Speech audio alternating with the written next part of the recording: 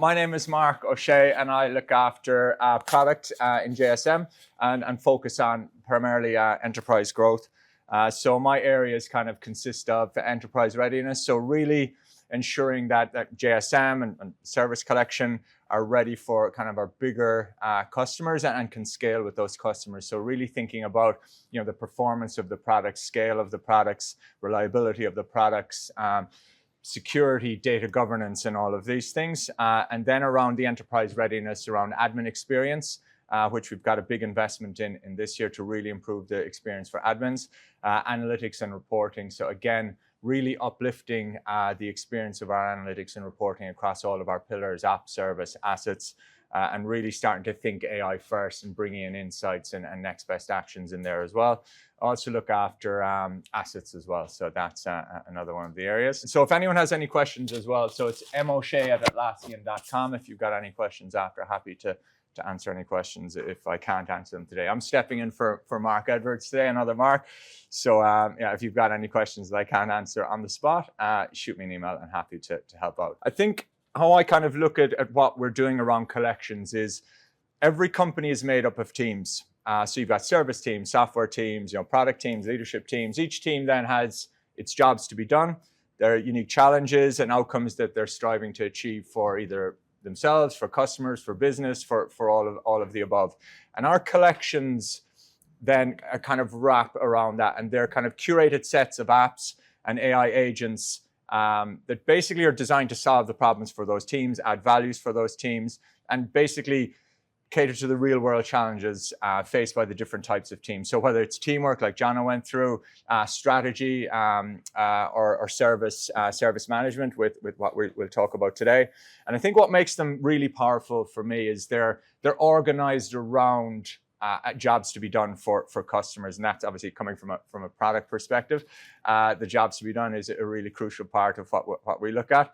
So it means the apps and the AI agents inside in those collections, they work together, they deliver the outcomes that matter most for the teams utilizing and using that collections. So better collaboration, like Jana was saying, around teamwork, more effective strategic planning, if you're in strategy or in leadership, and better world-class service management if you're in service management. And then instead of having to kind of choose different apps and pick different apps, you can purchase the collection as a single solution. So it brings the time to value for customers. It's a lot quicker, makes you easier to get started, but then ensures that those teams can scale and adapt as their needs evolve moving forward. And then they're all enterprise grade, secure, security compliance and everything is built into the collections. At the center of everything is Rovo.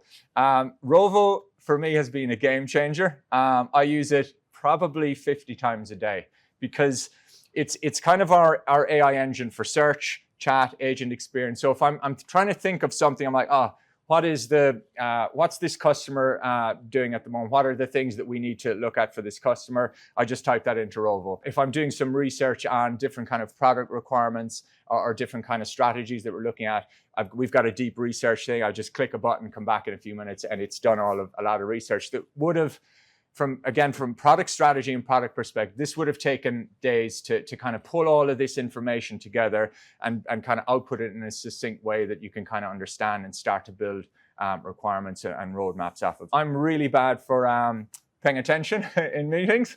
Not ideal, but Rovo, we have a Loom note taker that I invite to every single one of my meetings. My calendar is, we talk about reducing meetings. I would show you my calendar, but it's chock full of just meetings. Some days I'll have 16, 17 meetings. And it basically I don't have great attention span. So it has changed my life because it transcribes the meeting and then brings the actions and summarizes everything for me that I can go back. And then we have a Rovo agent at the end of the week. I can just type in, hey, what are my actions for the week? And you just put them in a Confluence page and I'll sometimes say, and prioritize them. So it basically lists out all my actions from every meeting I was in, even meetings I've missed. Because if I have a clash, I'll still have my Loom note taker at that meeting. And it actually will send me the actions for me from that meeting as well. So absolute game changer for me on that side of things. So, and look, Rovo is that kind of layer that powers these collections, and it's embedded across the platform. It's, as I was saying, we use it on a an hourly basis, probably more, and it's that front door into a lot of the kind of knowledge that I need to do my role on a daily basis. So if you're looking for answers, you want to chat through something, you want to automate tasks and build out kind of processes and workflows and build your own agents, it's basically, it's there to help. And then each collection then has those Rovo agents that are tailored to the needs of those teams. So collaboration agents in teamwork, planning agents in strategy, and service ops agents in service collection. And then it's all fueled by the teamwork graph. So the teamwork graph is kind of in the background, mapping the relationships between people and work and tools across the organization. And it gives Rovo that rich context to kind of deliver those smarter recommendations, automate your workflows, and break down those silos. So for me, my teams and the teams across Atlassian, you're not just moving faster, but you're moving a lot smarter as well. And I find that has been great for us. Service collection. So team conference a few weeks ago in Barcelona, we announced and launched service collection. So empowering teams to deliver, I'll go with the blurb, empowering teams to deliver exceptional AI-driven service experience for both employees and customers. So again, that curated group of apps and agents built to help teams deliver that service experience from employee and customer perspective. So our core offering, bringing dev, IT, and business teams together. Assets, so tracking and managing all your assets and services across the business. And then the new solution that's been launched as well and part of service collection is CSM, customer service management. So it's external customer support, AI first features, giving kind of better service, tighter feedback loops, between the customers, developers, product managers, and business teams as well. And then those dedicated AI agents and teammates to improve those experiences and essentially improve productivity across your service work. And some of the more popular ones that we have are, there's a service triage agent. I think that's one of the most popular actually across Atlassian. Automates ticket handling, helps streamline workflows and manage service requests efficiently. There's a new hire onboarding Rovo agent. So new hires that are coming in, if they need to self-solve some IT issues, if they need to understand the company-specific acronyms that we have quite a lot of it at Atlassian, so it takes a few months to learn them all. Learning about insurance plan options, all these kinds of things, it's used by all new employees, and I think it's the most utilized one internally in Atlassian. There's an automated self-support agent, so Rovo can answer the common questions and requests using, again, connecting to that knowledge base, that teamwork graph, and then can deflect tickets to a human, and that reduces the manual workload and triages kind of those tickets up front. And then there's summarization and response. So they can summarize ticket details for agents, but then they can suggest tailored response based on kind of similar past issues that we have. So again, you're reducing, I suppose, the risk of getting something wrong because you're actually prompting with some of the tailored responses based on previous things that have happened. So again, all based on that kind of teamwork graph and all pulling from that as well. High level value props, elevate support to everyone. So it's unlocking teams. Teams can create their own AI workflows, delivering, round the clock support experience for employees and customers, accelerates innovation. So again, teams think, right, how do we ship faster? How do we stay running? How do we connect different areas of dev, ops, support teams on that single platform, increasing the velocity of the teams and minimizing the downtime, always increasing productivity and delivering value fast. So getting started. So again, those collections, those curated groups of apps and agents, all kind of designed to work and solve the problems for that team. It means you get started faster and you can scale that experience then as needed. So what's changing? So new customers now buy service collection. They get JSM, you get assets, and CSM and the Rovo agents as part of that single SKU, single offering. And JSM is no longer available as a standalone purchase. It's available exclusively as part of service collection. So, but existing JSM customers, there's no extra cost. You just get CSM as part of that. And I'll talk through the uplift piece in a minute. So CSM arrives to all JSM free and paid customers as well. And then assets gets cheaper. So we had a lot of feedback when we launched kind of the consumption-based pricing around assets. And so we now have a bigger allowance for CE customers. It goes up to 500,000, lower object cost, and more kind of steeper discount curves then as well. I'll talk a little bit about that in a few minutes as well. So what's not changing? So the additions are the same. Free, standard, premium, enterprise, all available. Same price, no increase between the list price for JSM and launch of Service Collection, and no increase for customers who are uplifting and adding, uplifting to Service Collection, adding in CSM and all of that. Same functionality in the JSM app. So the JSM app is now part of that broader Service Collection. So no adjustments there. The CSM template though you can use now the app instead of the CSM template in there. And then same in products experience. There's some minor billing and admin pieces, I think, just to kind of accommodate that CSM piece, but it doesn't impact anything on day-to-day for your agents. The uplift plan, so transition of existing JSM customers from the JSM SKU to the Service Collection SKU. So Atlassian, we take care of pretty much everything. We take care of everything for nearly all customers starting in February. So customer comms, additional notice, all of that.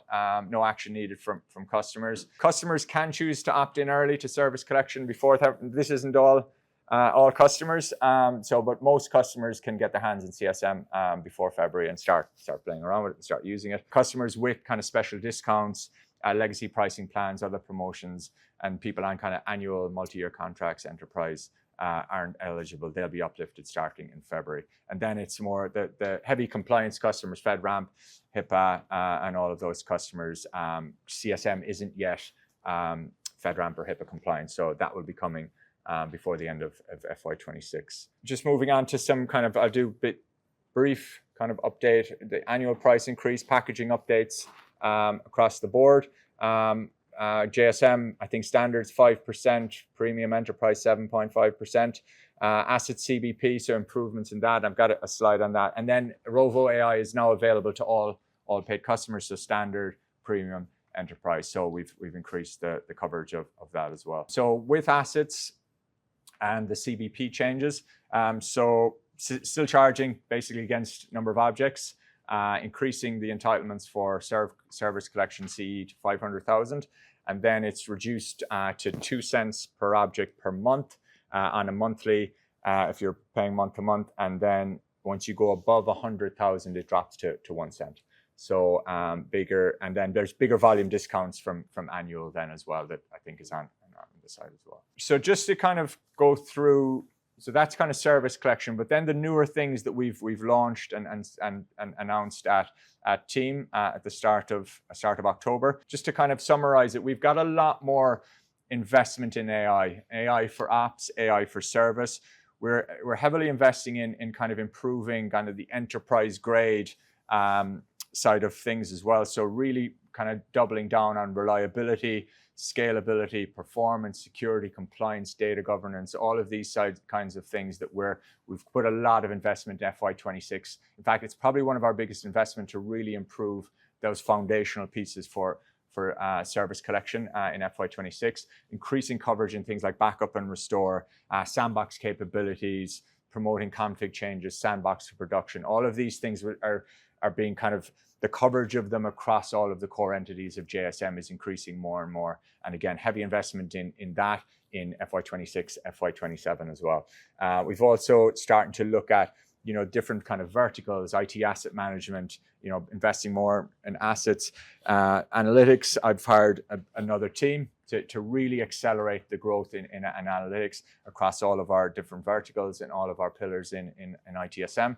And admin experience as well. I've hired another team there and kind of double down on that to really just improve that kind of experience and improve and cater to and meet the needs of customers as well, and ensure that we're kind of meeting them, uplifting them, and kind of differentiating from competitors then as well. Just to kind of go through some of the things that we did talk about. So Rovo for service agents. So that's something that we're rolling out. So you can intelligently triage, diagnose, resolve, keeps humans in the loop for approvals. And then Rovo for employee onboarding. So this has been a quite popular one. So you can personalize onboarding plans and checklists for all of your new hires, coordinate approvals, task assignments, everything gets done automatically.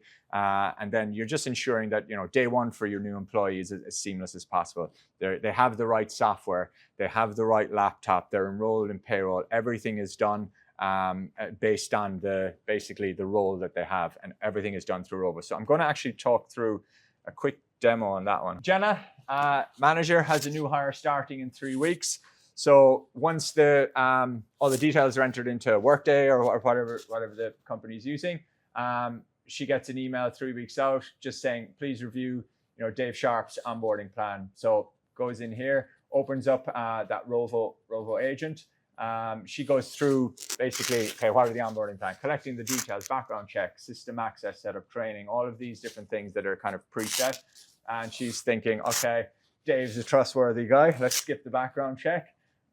So basically just adds that in. Rovo service updates that step and updates the thing there. So then looks at, okay, I need to create and assign all these work items. So inside in Rovo, clicks one button, and then that basically creates all of the work items and the parent work item inside here. So look down it through. So if you can see, every single step of the employee onboarding has been assigned to somebody, marked in progress. Some of them are assigned to Rovo. Rovo will take care of some of these steps. So you can see here who it's assigned to. That's Rovo. That's actually Jenna herself. Jenna sees that, okay, there's a to-do here for provisioning hardware. So the laptop for Dave. So Jenna clicks in here, has a look and sees what she needs to do, and then realizes, okay, Rovo checks assets, realizes that didn't have the laptop. Will this laptop do instead? So this is where the human in the loop kind of comes in, confirms that. So Rovo then arranges delivery, resolves the work item. So you can see down here, here's the shipping order. Sorry, my piece is in the way. Creates the shipping order, tracking number, and it goes out through FedEx and marks the ticket basically as done. So then all of these are automated. So then Jenna's thinking, okay, let me have a look at the custom email that I want to send out.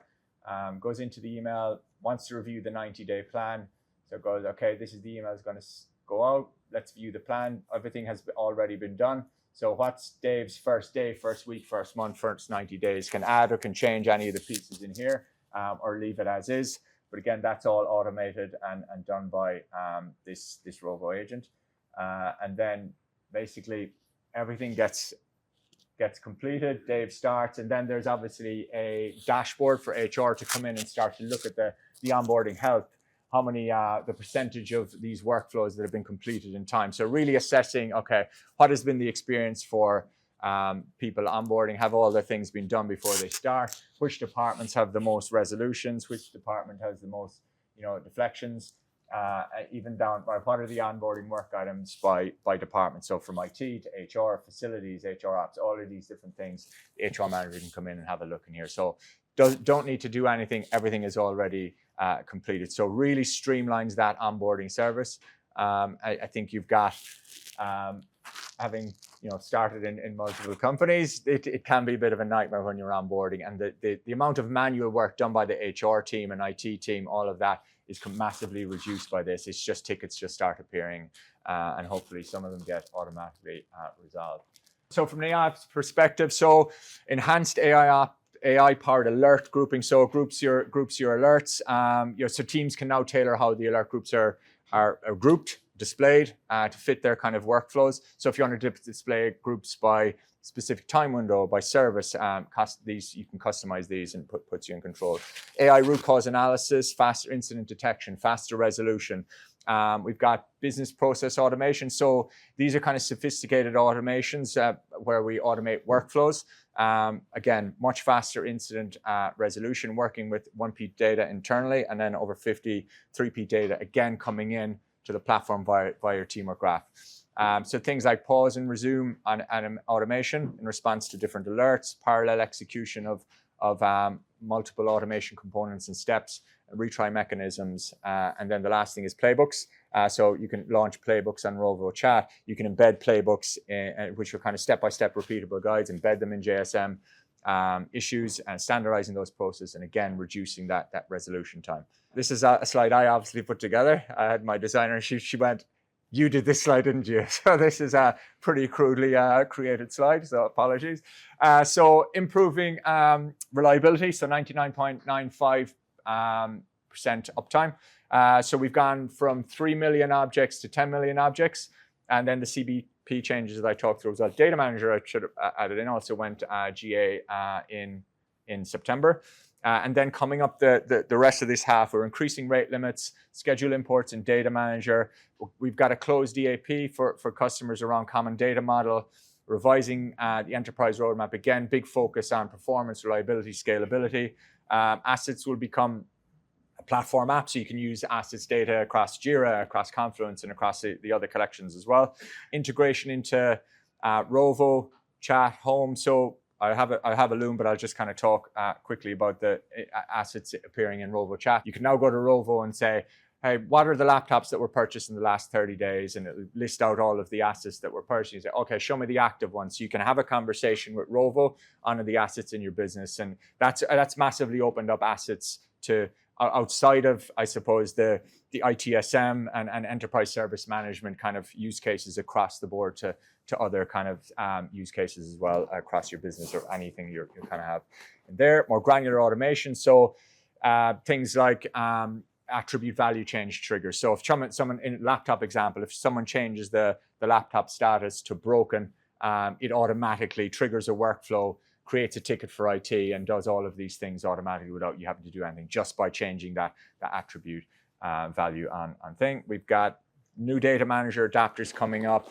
a focus on IT asset management, starting to think through hardware asset management, software asset management, out-of-the-box solutions for things like that with your processes, dashboards, data models, schemas, all of these things, so you can get up and running as quickly as possible on hardware and software asset management. And then custom fields, so increasing your objects from objects linked to something, say, for example, in Jira, from 20 to 200. CSM is just something we've launched as part of Service Collection as well. So purpose-built external customer support, so uniting support, development, product and development teams on that AI-powered platform. Fast, personalized, proactive support. There's omni-channel capabilities, AI agents that will seamlessly hand off to humans. This kind of gives you tighter feedback loops between support, product teams. So for us in product, this is really kind of tightening that loop so we can improve, customer value and accelerate the innovation on our side as well, and getting that stuff out to customers. Again, available as part of Service Collection with no extra cost. The difference between free and standard is the out-of-the-box customer service AI agent. This is actually really, really, really cool. So it does AI agent evaluation, training, and configuration, so you can configure the AI agent, but also you can go in and review conversations and suggest improvements to those conversations as well. And that will be applied to everything else moving forward. This, again, leverages the knowledge, leverages everything in Teamwork Graph for your customers, and that kind of giving that the customer, product, and context and deeper context, I think, around that as well. So I've talked about a bigger investment into admin experience. So again, audit logs, tracking changes, ensuring compliance, enhanced security, kind of more fuller visibility into actions, some out-of-the-box admin roles. So we'll have more broad set of admin roles. I think it allows for kind of things like more granular delegation of responsibilities and improved governance without you having to kind of do custom configuration there. Usage dashboards, again, this is kind of a mix of the admin and analytics investment that we're going into, monitoring platform adoption, agent activity, got real-time dashboards giving you kind of data-driven decision-making to optimize teams, optimize efficiency, optimize performance, resource allocation, and all of this. Simplifying your SLA setups. This is something we do get a bit of feedback on, that it's quite difficult to do. So we're actually working, I think Jono touched on talking about skills. So we're working on a skill at the moment to just basically configure an SLA as quickly as possible. So that's something we're doing, and we'll have, reducing time setup, just making that experience easy, and then streamlining the agent invite experience. So a few clicks, a lot more seamless, accelerating onboarding and minimizing overhead for admins. Analytics and reporting is, we've got new assets dashboards going GA in next week. So starting middle of next week, we'll be starting to roll out really improve kind of flexible canvases and ability to create and share dashboards for assets, and that will start to roll out across all the pillars. So for Service Desk, we're going to be rolling out 20 out of the box metrics kind of for request management, SLA management, asset management, knowledge management, all these things by the end of this calendar year, and that will have the kind of basic, I suppose, the 20 most used kind of metrics, and then that will roll into probably about 70 or 80 dashboards that can be configured off the back of that. And then key metrics, so summary view for JSM projects. Again, feedback a lot of times we get is to make that a lot more customizable. So again, that'll be huge improvements to that by the end of the calendar year as well.